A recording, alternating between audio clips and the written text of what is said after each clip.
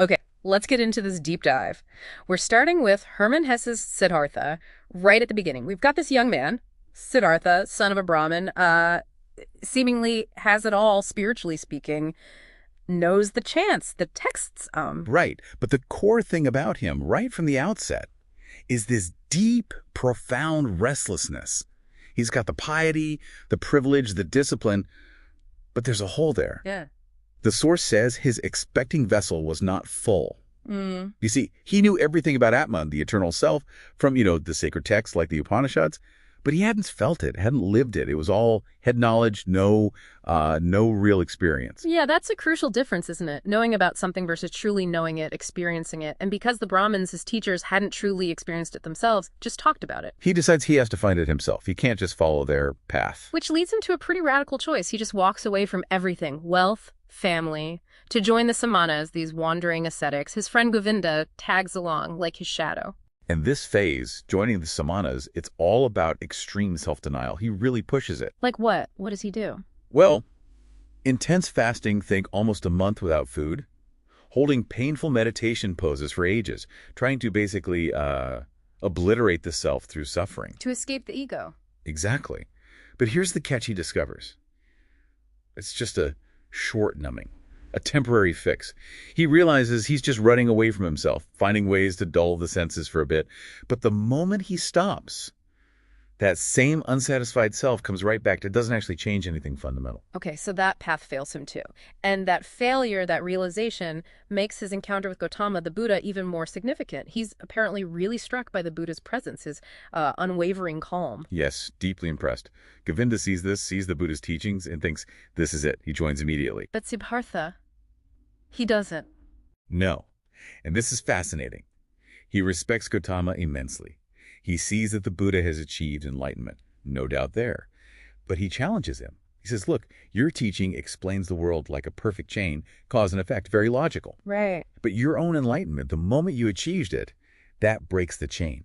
That specific experience, that insight, that's the untransmissible mystery. You can explain what you found, but you can't give someone else the key to finding it themselves. Wow. So salvation or enlightenment, whatever you call it, can't actually be taught. It has to be individually experienced. That's his conclusion. So if the teachers failed, and self-denial failed, and even the enlightened Buddha's teachings aren't the direct path for him, What's left? the world itself, he decides to learn from ordinary life, from the childlike people, as he calls them. And he stops seeing the world as this illusion, this veil of Maya. It becomes real beautiful even. Exactly. He dives headfirst into samsara, the cycle of worldly life. And here's the irony. He uses those skills he perfected as an ascetic thinking, waiting, fasting. But now he uses them to get ahead in the world. He becomes a successful merchant with Kamaswami, a skilled lover with Kamala. He thinks he's above it all, like it's just a game. Pretty much. Yeah. He has this sort of spiritual arrogance, thinking he could play with fire and not get burned because he used to be an ascetic. But that doesn't hold up, does it? Not at all. Years go by, and the source says, the world and sloth creep into his soul, slowly, subtly. That sense of detachment of playing a game, it fades. He gets sucked in. Sucked into what exactly? The vices he used to despise, especially greed.